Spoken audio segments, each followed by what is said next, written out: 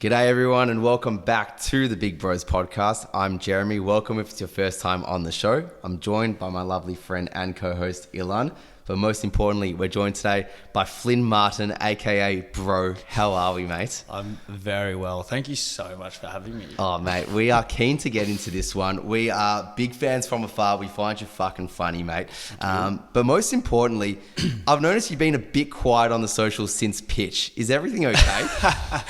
I lost my phone. Also, I didn't even tell you guys, just I got stretched out for, I think just having too much fun, to be honest. I don't think it was anything medical or serious, but yeah, just all the volunteers saw me just having way too much fun. Like, too much get fun. him on the stretcher, but that caused a bit of a scene. And yeah, no phone means I can't post, which is annoying because I'd love to do some recap videos and things like that. Yeah, we can't wait for it because I mean the one that we saw there's some was, good stories to come out. Yeah, and there was the one with Dowling and if you go through all the comments on that, it's literally just like, bro, how was the stretcher? Like, rumor has it he's still being carried to the med tent. Last we saw it, sculling beers. Yeah, so do you recall being stretchered out, mate? I said to my mates, I was like, oh, I'm just going to quickly go to the toilet. And they're like, yeah, no worries. Like, and they said I was sweet, like I was fine. And then no memory, I wake up just in this kind of like, you know, the hospitals that they make for like war and stuff, and it's just chaos. The tents. It's like literally that, like just makeshift hospital, and it's chaos. And I've woken up and it's like, where the hell am I? Can you swear on this? Yeah. Yes. Where the fuck am I? And then I was just like, like I've been abducted or something. Like, this is just a foreign land. And then basically spent, I think it was like 2 hours or something in there. And then I'm all of a sudden in some recovery bay, some girls like helping me out, talking me through everything. It's like making sure I'm sweat. I'm like, can I go? And she's like, yeah. And then just like straight back to my mates and then just straight back into it. So straight into didn't learn a lesson, but you're safe now, and now your followers will be happy to hear that more content will be coming. If you saw me on the stretcher, it was just for having too much fun. Too much fun. We love it. We love it. Look, there's a lot of people that may not know you, so if you were to describe to people what you do, what would you say? I pretty much get in my car and just have the worst takes of all time. I just like things that I've noticed, things that I've thought about, like could literally come from a conversation with one of my mates. I'm like, that's funny. Like, I'll put that in a video. Just stuff I see online.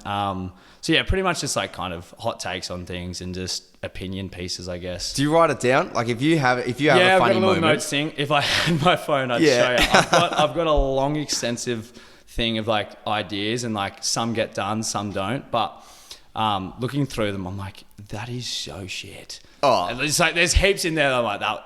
Why did I even write that? But that's the thing. You gotta have good and bad. Like, it's not all going to be. But so many of them are so bloody relatable. And one that sticks out to me is one you made at the start of the year, especially from a guy's perspective, where it's like 2026 comes around and what's happening in your week? It's work, weekend, beers, footy, lose.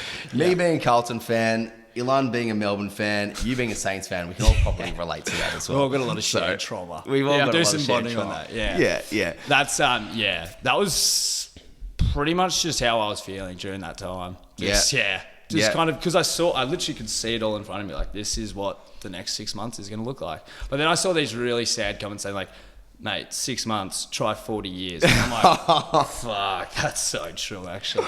That's why we're grinding on the socials, hopefully not work a boring job. That's it. That's it. Have you always been someone who's been outspoken with their opinions? Yeah, I'd say so. Like, I am the youngest child, so I've got an older brother and an older sister. And I think the only way that you could really take your place in the family was being very loud or being a show-off. And pretty much out of all my family, friends and stuff, I was always the youngest. So just fighting for attention and just making rogue calls and always getting in trouble for crossing the line, just because I'd say one thing that was funny and then people would be laughing and I'm like, oh, I'm going to try and do it again. And then it wasn't that funny. And then people would just... So yeah, I think I have always been like that. And were you always the kid getting sent out of class? Yeah, pretty much every class I reckon I was sent out of. School was... I love school for the social aspect, but learning, I think just... I couldn't do it, and I couldn't sit still, and I couldn't not speak for more than 5 seconds. So it was tough. Well, you've landed up in a career, in a way of life now that seems very conducive to you, mate. Yeah. And was there ever a moment where you were like, fuck, I'm actually a pretty funny fella, and you started to then pursue it more? Like with the whole socials, with Instagram, TikTok posting, was there that moment where you're like, I'm actually funny, I'm going to keep doing this? Yeah, I think like I've always like loved making my mates laugh, or loved making my classmates laugh, or footy mates, whoever it was. I think I always really enjoyed that feeling of having people laugh, and people would say to me like, yeah, you're funny, like you should do sort of content. And then I think my first video was impersonating Chris Stevens, like the pour yourself another glass of stupid guy. And that kind of just did well off the bat, and I was like, let's just keep running with that. And yeah, now sort of meeting fans, or I hate saying that. It's so pretentious. But like, it's okay. People who watch my videos or whatever, like they always say like, yeah, you're a really funny person. I'm like, thank you. So yeah, and I don't know, I think I always just had some feeling that I should do something in entertainment. Like just knew I had some sort of natural knack for it, I guess. How did your mates respond? Because for a lot of people, posting content online can be quite embarrassing, and I think out of all places like Australia, it's very easy for your mates to be like, what are you doing, mate? Like you're embarrassing yourself. Yeah. Was any of that the case for you? I honestly have the best friends in the world. Like, shout out all the boys.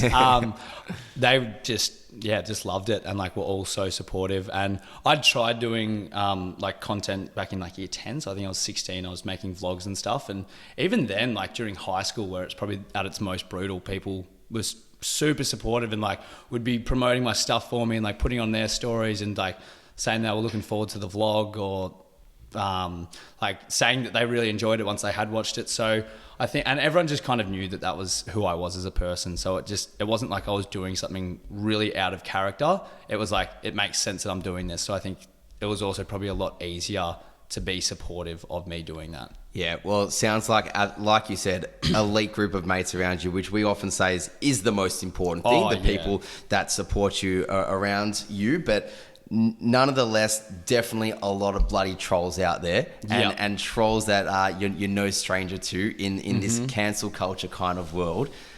Straight white male video, the Yochi video, was that the first exposure to just a lot of trolls coming from a point where beforehand you've honestly just sounds like you've always been supported? Yeah, I think I had a few, when me and my mates went to Bali, we like did a few videos that were getting a fair bit of flack, like lots of like sort of positive response, but there was a bit of flack there. And I think just, even though I was saying earlier, like it was always supportive doing the vlogs and like whatever other content, you still do get a little bit of shit for it. So I think I'd always kind of naturally had a bit of a thick skin. But yeah, seeing it on that level after posting a video, it was interesting because there was an element to me. I was like, this is probably warranted. And this is sort of, I knew that this was going to happen, so I can't get too upset. But then when you're seeing the stuff that's really like personal, and like there was these girls tracking down my dad's details and finding his contact and letting him know that I was a piece of shit and stuff. God. That actually happened. People tracking down your dad. Yeah. And then just other stuff, like just, the death threats and, people telling you to kill yourself and stuff. That's where you're just like, all right, I don't think this is probably as warranted. Some girl, she was like a nurse, and because I remember looking through her profile, and she'd messaged me saying like, kill yourself, but in a really creative and mean way. And I was just like, fuck you. Like, you're a nurse. Yeah, exactly. Like, you look after people. I know. Can you take us back to that day as well? Because a lot of people, and I think you yourself included, probably would have reflected on what was going on for you that day. You mentioned you had on previous pods that you just came back from a boxing class and you were feeling fired up, and you wanted to make a video that was somewhat satirical, but also something that expressed some of your views in like a joking way. Yeah, I think like it was interesting. I hadn't thought about this, but it was I was speaking to Dad about it the other day, and I'd tried like my first proper year at uni and going into RMIT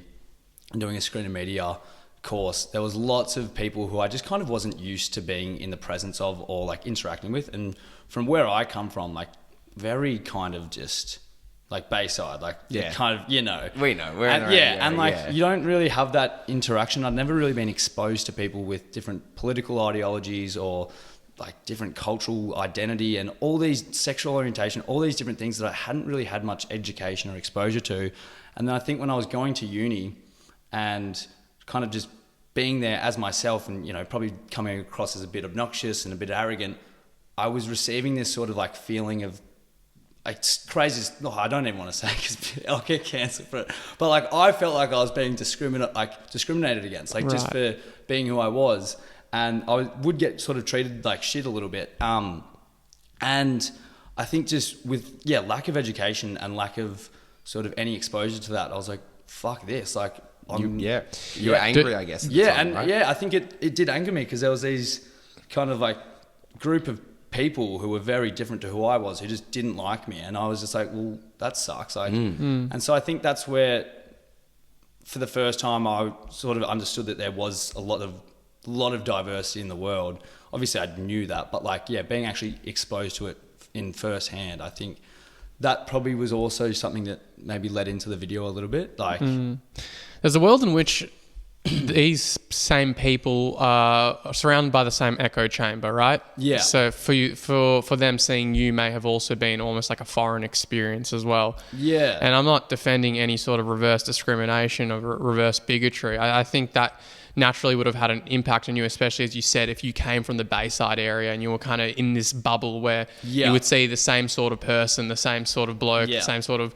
girl, and you kind of just had an idea. But like, once you go to RMIT, you're in the city, it's a bit of a melting pot, isn't it? Yeah, exactly. And like, I think it was just, almost that shock factor of like, oh, not like everyone is like me, and kind of not knowing how to deal with that. And that, I think that's why it's just so important though, that there is just heaps of integration and like people mixing with other people so that everyone has a better understanding now. And I think I've got a lot more knowledge on that and like a lot more understanding on, and through travel as well, and just growing up and maturing and getting older. But like, it sounds really cliche, but something that I just think is so important is just being nice to people.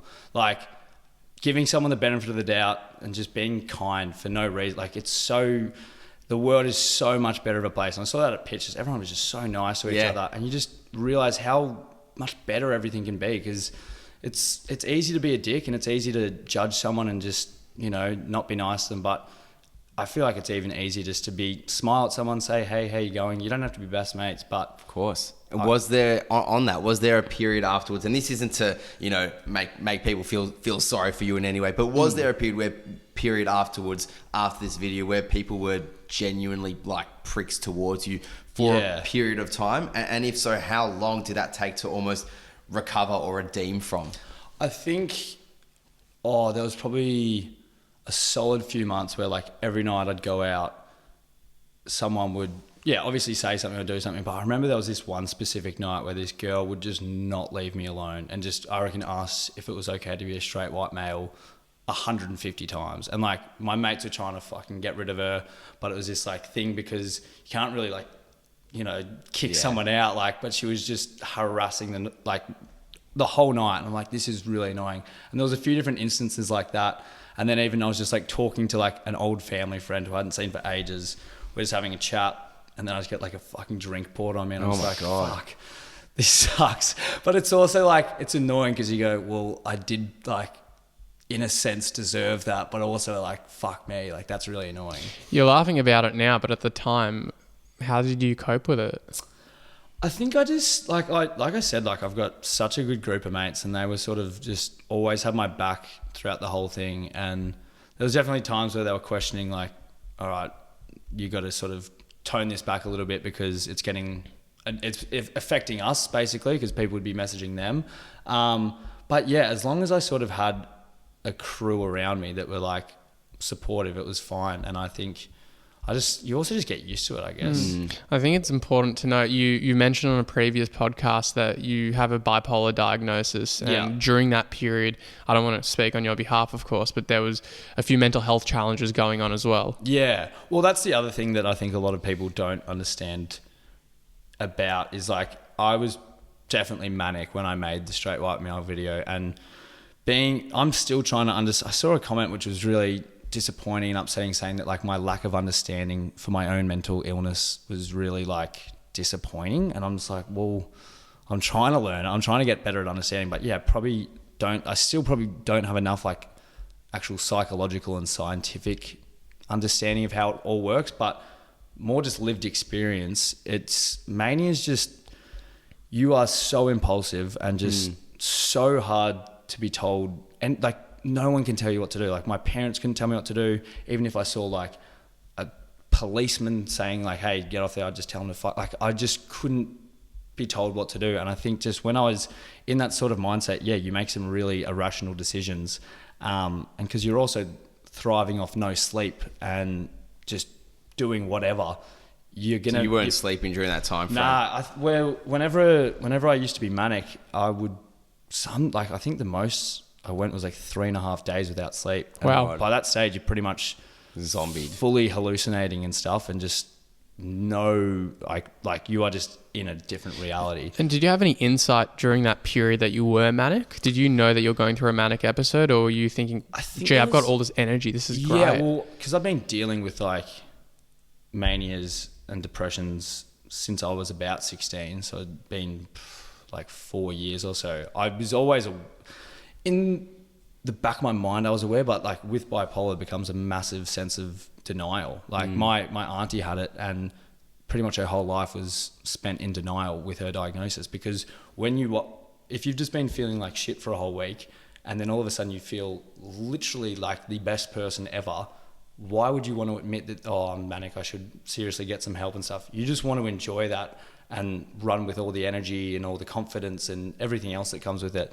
So I think, yeah, maybe deep in the back of my mind I knew I was, but also it's just like I just feel great. Like I'm just, this is me. Well, it also sounds like at the same time a breakthrough moment for you was actually just acknowledging where you're at, acknowledging what you were going through, hey, and then choosing to work through it because you acknowledged it, unlike maybe your auntie's situation. Yeah, I had a really good chat with that about mum. I was like, I think because my biggest fear, and this sounds really mean, but was ending up like her, and she was the only example I had of someone living with bipolar, and this was a 60-year-old lady who had no family, was fully reliant on my dad, just like funded everything by the NDIS, like living in a small little apartment, and I was like, that will be me. Like that was the only sort of example of what my future looked like. So mum and dad were always just trying to like tell me, no, you can do this, and you can actually, there's a lot of great people with bipolar, you just got to find a way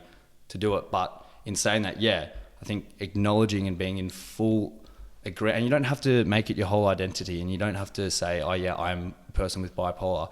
I think you can say, yeah, it's one little thing that's part of me and that I live with, but acknowledging it and being aware that it does exist and you do have it, I think massively helps in actually, having a better life. Did you require hospitalization? Yeah, so that whole period, so the straight white male video came out, and yeah, I spoke about this on the other podcast, but it was just a huge summer because I wasn't really working, and I was kind of making a little bit of money through like selling sunglasses. Like I had my Broe wear sunglasses. Love it. We love it. New release coming soon. Bring it back.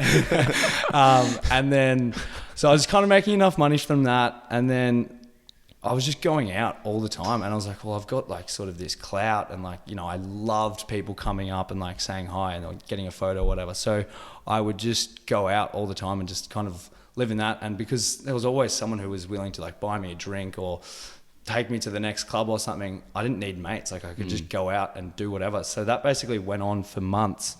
And then in March, I think, it had gone from being manic to a new level because I was just not knowing what was going on. Like it's still really hard for me to properly like articulate and put into words, but I just remember being in a constant state of paranoia and like a constant state of I couldn't be anywhere for any longer. Like there was nights where I just would drive myself to a station, catch a train into Flinders, get on a V line and just go as far away as I could because I was just trying to I don't even know why. I was just trying to escape and just like all this energy and unknowingness of what to do while simultaneously thinking people are trying to kill you, people are trying to like plot against you, can't trust mum, can't trust dad, can't trust any of your mates. So I just had nowhere to turn to, and also even strangers. I was like, everyone's in on this thing against me. And it was just this horrible time because the amount of times Dad had like somehow tracked me down and got me in the car and said, all right, let's just go to the hospital, because if this way we can get you in, you're doing it on your own terms, you'll have to spend less time there, it's going to be nowhere near as bad. And like, the way I treated Mum and Dad was just horrendous. Like, I'd just literally tell him to fuck off, like that I hated him, like he wasn't even my real dad, and then just slam the door, like jump out of the car and then just run off and then go somewhere else, and then they wouldn't see me for 3 days. And then I'd come home, and then as soon as they tried suggesting like me going to hospital or something, I'd just like abuse them and then just run out. And then it got to a point where like they finally were able to get the police to the house. It sucked because I had to get my 2 mates involved and say, oh, hey, Flynn, let's just have a few drinks at yours, we'll have prees, and then we'll head out. So it's like this set up plan, and then we're going around, we're having a few drinks, I'm like, how good's this? And then, cops show up, and then I get arrested. And this is something I didn't say on the last one. So I got taken to a hospital and was just spending however many nights there. They were doing all their assessments and stuff. And then basically it was like 6 a.m. or something. It was like just becoming light. And I was kind of looking around. I was just walking around the hospital, and there's like the inside section, and then there's like the outside courtyard. And I was looking at the like fence, and it's literally like you're in jail. Like you're there against your will. You've been locked up. They're trying to just keep you in the one spot. I was looking at the fence. I was like, I reckon if I just grabbed like some of these couches here, a few bean bags, I'll be able to climb that thing. And the mindset I was in, I was just like, that's not even like a weird thing to do. That's just normal. Like I'll just keep going about my day. Like annoyingly, I've been taken to a psych ward, just a slight inconvenience. So I grab all the cushions, grab all the couches, jump over this fence, and then escape. And then basically I was on the loose for 2 days, and it was just everywhere. Like Mum, Dad, all my friends, all the sort of Bayside area had heard that I was like missing, and everyone was trying to find me. And so I was missing, and I remember my sister saying like it was the scariest like 2 days of her life, because she just thought I was going to be dead, and because you're in that state, you have no sense of like, the sense of invincibility is the most concerning thing. Like you don't think you can die. And that's how I was. But I luckily just came home because I was just tired. I had nowhere to go. Sort of didn't think anything of it. Like I was just like so far gone at that point. I just came home like, yo, what's going on? Like, how are we? And then they basically just had to like really calm me down. Cops were called instantly. And then I basically just like was sitting with my sister in my back room, just chatting. She was just like acting like everything was fine. And then like, 6 cops came, and they literally just go, we can do this the easy way, we can do this the hard way. And I just remember looking at them like, go fuck yourself. Like I was just, the last thing I wanted to do was go back and then get like fully restrained, and had like 6 cops like on me and stuff, and then got taken like fully in an ambulance to hospital, and then that one there was no escaping of. So 3 weeks there. Sorry, that was a massive rant. Dude, how do you feel recounting that? That sounds like I'm going through it. Fuck. No, well, thank you for sharing that, bro. That was right. It's an incredible insight into something so personal that you know. I would say do most people know that about you? Or? Oh, there's a few, but not many. Like, but that's what I love now. It's like I'm so at the point where, like I was saying to you guys before, like getting those messages of please keep sharing, like please keep the conversation going. And I'm lucky enough to be in a place where I feel comfortable enough to do it and like want to share it. So if it literally could help anyone, like that means the world to me, seriously. And we'll link Lifeline's number in the show notes as well, because there are definitely some triggering topics in this episode. But I am wanting to know, I imagine you go back to the psychiatric hospital. They they probably put you on the appropriate medication. Yeah, started my medication and stuff. So I've been on lithium since then, which was 2023. So it's been about 2.5 years. Wow. But it's fully just changed my life, because it just provides this like massive safety net of not having to worry about going manic, not having to worry about falling into a massive depression, just kind of staying in a nice zone. And I was always so hesitant towards medication because I thought it was going to like take away my spark and Yeah. like that thing that made me special, but it really hasn't done that. It's just kind of taken away all the shit parts of me. Like when I was too manic and like annoying, and then just really depressed and like unfunctional. So yeah, lithium's been a lot. And I was on like something else, like quetiapine or something for a while, but makes you gain a lot of weight. Yeah, really. Antipsychotics will do that. Yeah, I and put on mood like 20 stabilizers. kilos. So I went from like this skinny, like it's kind of like really defined, but in like a sort of druggy kind of way to becoming quite large. Yeah, wow. Which was unfortunate. Yeah. But it was almost like I needed that. Like one of my mates said, he's like, you almost needed to have weight put on to just like slow you down. And it was like a bulking and a bulking that you didn't quite plan on, but anyways, yeah, thank you for sharing that, mate. Okay. That is really insightful of you, and I'm sure will help a lot of people listening as well. But it sounds like, I mean, obviously whilst there was a lot of darkness there, you absolutely, I'm sure, would have had a breakthrough moment, a moment where you kind of maybe found your spark again after going through such shit, really. So was there a moment that you can recount where you're like, I'm back here, I'm feeling a bit myself again? So I got out in, it was actually June or July or something. And that was just so hard because coming back into the Bayside area, everyone knows everything. Yeah. And especially like with me, like having the platform that I did, I just knew that that's what people were talking about. And maybe I was in my head about it a bit, but that's at least what you're thinking. Like everyone's talking about it, everyone's thinking about it. And so it took a long while just to sort of get back to like social gatherings or like going to the pub. And like I also wasn't drinking or anything, so it was just like even harder. And knowing that you're looking a bit like chubbier as well, that's another thing that probably people are thinking about. But then just kind of slowly did that, and then got back into a little bit of work, so I was making some money, then kind of was finding my feet again in the gym and exercise, and then started really saving hard for a Europe trip, which was going to be, I've actually got a great story about that. But yeah, had a Europe trip. I think I left in around May. So I was just really from like kind of December up until then, just grinding for Europe and stuff. And then I think, just while I was in that mode of like, oh my God, I'm going to Europe with my mates. Like, this is amazing. And I'm working and I'm making all this money. I feel like I'm back a little bit. And I was like having a laugh with the guy that I worked with. We became good mates, and that was sort of giving me something. And then I was just feeling better.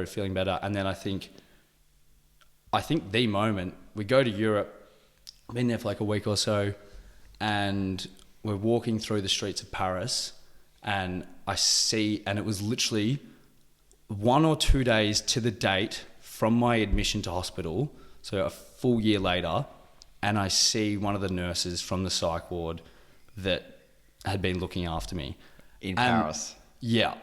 And like, I was just so like, if that isn't a sign that you've sort of made it and you are exactly where you're meant to be, I don't know what is. And like, I remember calling my sister and I was like, I just had the most insane moment. Like I met and like we instantly just looked at each other and gave each other a massive hug, and it was just like a crazy moment. And telling my sister like, I can't believe this has just happened. She's like, that's just such a sign that you've done all the right things and you're on the right track to like your recovery. So that was just, that was insane. Dude, if you could tell that version of you something from present day you, what would you say?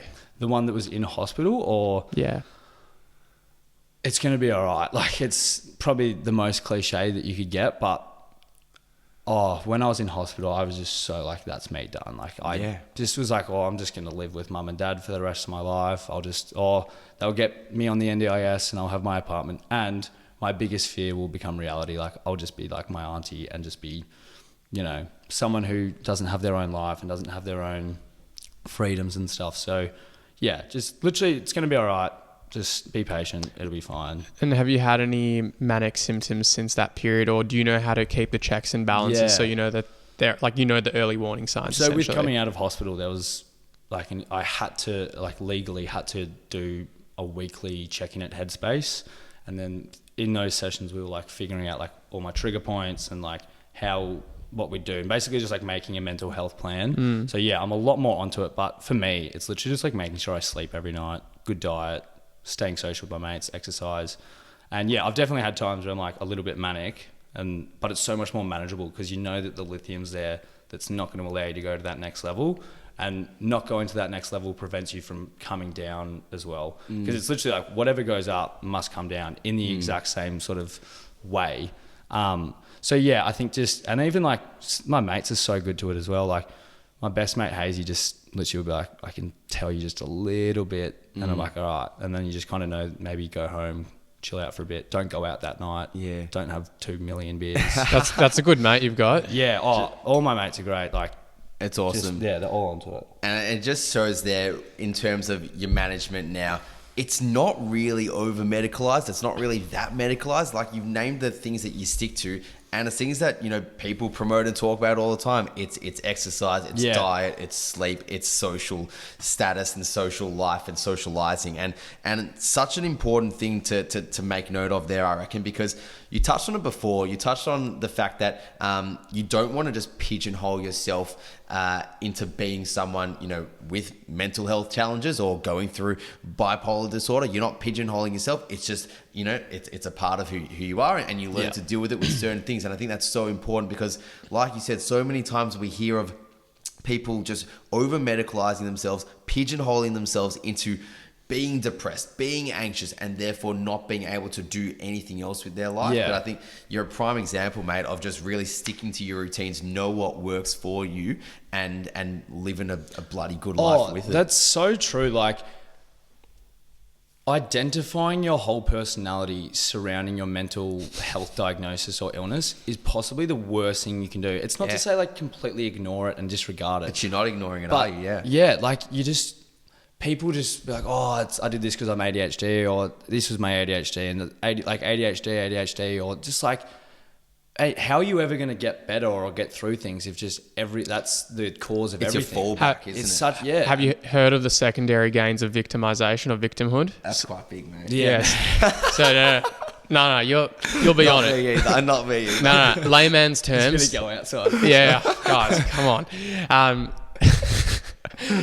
The idea is pretty simple in that, let's say you break your leg and, you know, you've never gotten attention before, but you've now broken your leg and you come to school and everyone's giving you attention, they're signing your cast. It would feel pretty good. A lot of people have a tendency to do that with their mental health as well, in the sense that if they tell enough people that they're victimized or they're depressed or they're anxious, they can garner a lot of sympathy and empathy from people to the point where they don't want to go back to the original identity that they had. Doesn't sound like you went down that way. People are going to hate hearing this, but yeah, I agree. Like, I feel like that would 100% be, well, you are saying it's correct. So, well, I think noticing from our conversation, there's, even before you were hospitalized, it does sound to me a lot like you didn't want to become like your aunt. You didn't want to become someone who was dependent on the government for like government services such as NDIS. Yeah. You wanted to live a healthy, meaningful and fulfilling life, and you understood that being a victim or adopting a victim mindset wouldn't actually be conducive towards that. So it sounds like you had like the mental software already imprinted. Yeah. Oh, and like my mum and dad are just incredible because Dad was the one, like the sole carer the primary carer of Gilda, my auntie. So he just had like an extensive amount of knowledge, and the amount of shit that he'd put up with, like just like picking up the phone and just kept copying like a 10-minute earful of just abuse and stuff. And so I think and knowing that I had it, he was really determined to, like, I'm his son, so obviously he's going to want the best for me. But I think he really wanted to kind of not do things differently, but just try and give me an opportunity to live a normal life. And I think that was a big part of it, just like drilling in, like, you can do it, like it's not this big thing. Mum would say the same stuff, like, yeah, it's a scary illness, and to actually acknowledge, I have bipolar, that's one thing, but she's like, that is just a small part of you. She's like, I know you for so much more than that. It's awesome. Really good figures around you, which is important. And yeah, I saw you also recently made a video, maybe back in February now. You responded to a comment, and the comment said that it was someone saying to you that if you told me back in 2022 that I would agree with all of your takes, I'd be laughing, but here we are. And you made a video about that and what it meant to you. Do you want to talk a little bit about that? I mean, it does mean a lot. Like, I feel like I am on a journey that's hopefully going to be pretty positive, and I'd love to help people. And like I was saying before, like, I love people who are kind, and like, you know, those people that just, you can like with your mates, you're like, oh, how good is that guy? Like, he's just the best dude. Like that is just how I would love to be remembered and known as. And I think putting in all this work and like putting in the effort to become a better person. And I said in that video, I've still got so much further to go and there's still so much to learn, but that's really what I'd like to be known as, like just someone who is a good person. Like I think that's becoming more and more. People are probably going to look at this and be like, fucking bullshit, just trying to get a few likes. But that's seriously like what I really want, is just being, having an impactful, like I've got this platform and I used to use it for such shit reasons and just rage bait people and just be a dick to people for no reason. And lots of people said, like, you've got this big platform. Well, not that big, but big a little enough. It's getting there. Yeah, like why wouldn't you use it for like good stuff? And I'm like, yeah. So that's kind of what I want to do. But yeah, it meant a lot to get that comment. So is your content shifting now to something that it once was not? Do you feel like you're actually, when you're sitting down to make a video, is that like, is it really different to what you used to kind of do in terms of your mindset towards videos? Yeah, definitely. Well, I think my like opinions on a lot of things have changed and just evolved. So my videos are probably coming from stuff a lot more differently, and just I'm also not trying to piss people off and rage bait and get because I think a lot of it was trying to get the maximum amount of views and stuff, and now it's like I'm trying to make people maybe laugh or think about something a bit differently, or like illuminate something they hadn't thought about for a while, or had like something that we all see every single day, but they're like, oh shit, I've never seen it like that.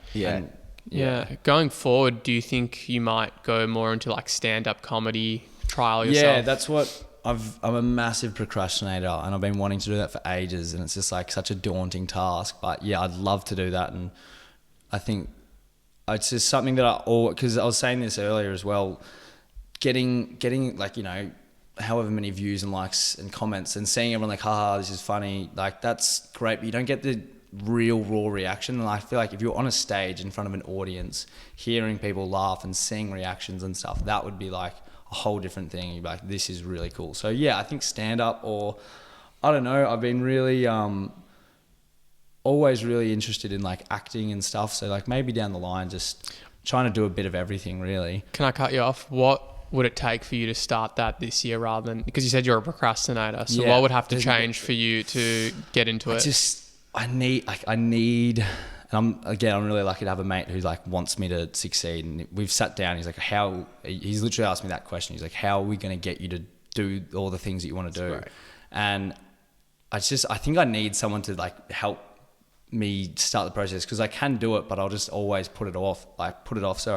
And I just also don't know where to start. Like I've tried reaching out to a few people and been like, where should I go? But it's just, I don't know. There isn't really anything. Like there's nothing realistically that is stopping me. Like I have no real reason not to do it. So.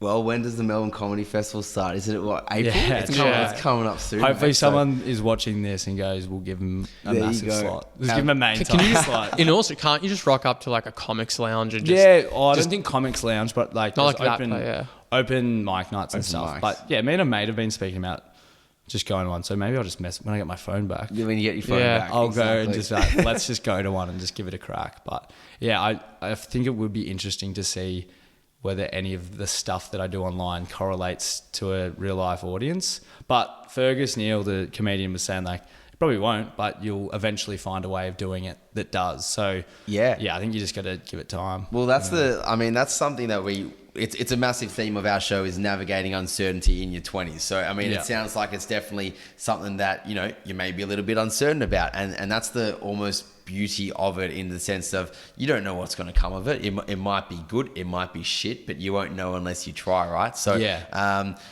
what advice would you give to someone who is, you know, in their 20s, who maybe wants to be in this space, in this comedic space, or just, you know, do something different for themselves, but they just feel uncertain about it? Because I feel like it always comes better from someone that is actually going through it themselves as well. Yeah. Well, it's hard to give advice when I need the advice myself. But I'd say if you're thinking about like posting on social media, like just do it. It's really not that big of a deal. And like, I think yeah, you might cop a little bit of shit, but like, who cares? Like, seriously, I'm so in the mindset of like, we are all going to die. I feel like people forget that a lot. Like, we are going to die. So nothing really matters and nothing is that serious. So just post something. If you have an idea, post it. But in saying that, don't just post for the sake of posting and trying to become a content creator and influencer. Like, have something that you actually want to share and like something that you think you could offer, because otherwise you will just end up like every other person who's trying to do it. Yeah. Love it. Sense. Dude, before we finish up, we've got a closing tradition on this show. For context, there are muffins here. I did notice that. They look so good. A bouquet of muffins. So you can earn a muffin by... I have to earn it. Yeah, but it's very easy to earn it. We ask a question called the sweet spot, and essentially we ask you, what's a sweet moment that's happened for you, that's given you, a nice feeling in the stomach, or something that's given you like an element of like, you're just happy it happened. Is there anything that you can think of early in this year? Yeah, I actually wanted to tell this story on the pod. This was, I came home from like a dinner with a mate, and we had like a few beers. So I was like a little bit tipsy, and everyone else was out of the house, and it was just mum at home. And like, we get home, we're just chatting, we're chopping it up, like having a good time. And we sort of get into like, because we hadn't really spoken about everything that happened in 2023, like the psychosis and stuff. And then we were just sort of talking about it all. And I was just like, I don't think I ever really got the opportunity to like say thanks, and also simultaneously like apologize for everything that I put you through and stuff. And she just like sort of looks at me and she goes, you don't have to do that. Like, I'm your mum. And I also was saying for dad as well. And she's like, we love you. We're always going to have your back. It's like, whatever you think that you put us through, like, it's just worth having you like alive and as our son. And then I was just like bawling my eyes out. Just had like a massive hug. And I think that was probably a couple months ago. And that was like the moment that it just all felt sort of like relieved, and just like, I don't know, hugging your mum when you're like bawling your eyes out, and you've just like had that sort of moment of, she doesn't hate me for it. And like, that was just, like that. And like literally after that, I felt amazing. Like just having a good cry. Oh, mate. Sometimes I just look up on TikTok like hope core videos and just bawl my eyes out. Like, I start love a million Disney clips. Yeah. And just like, you feel so like relieved after it. And it's like literally a release. Like, you're just getting all this out of you. So that was probably it. Like, that's a pretty fucking good sweet spot moment. Yeah. Could be the best one we've had so far. And it sounds like it was a necessary step for your own healing. Yeah, it really was. And it just kind of just happened so organically. And it was like, it was one of the, like, me and mum have had a few of those. Like, when I first thought that I had, this is like back in year 10, I thought that I had bipolar. And I was just like so down and out about it, because I was like, fuck, this is the rest of my life. And I was just like already again kind of welling up, and I was like, I think I've got, and I was like, I couldn't speak. Yeah. And she was just like, do you want me to say it for you? And I was like, yeah. She's like, you think you have bipolar? And then again, like just giving that hug and reassurance of like, it's going to be all right. Like, you always got us. Like, it just meant like, it literally means the world. So yeah, if you're lucky enough to have great parents, rely on them. Like, it's beautiful. It's a beautiful message, mate. Thank you. Good, mate. Now, before we do wrap up, where can people find you? Where can they get a part of the Broe theories and the Broe content? It's Flynn Martin, Phlin Martin. Not Phil. Not Phil. It's a year 6 username that I thought looked cool at the time, and I still do now. There we go. Fantastic. Has aged like fine wine. Flynn Martin, thank you for joining the Big Rose podcast. Thank you for having me.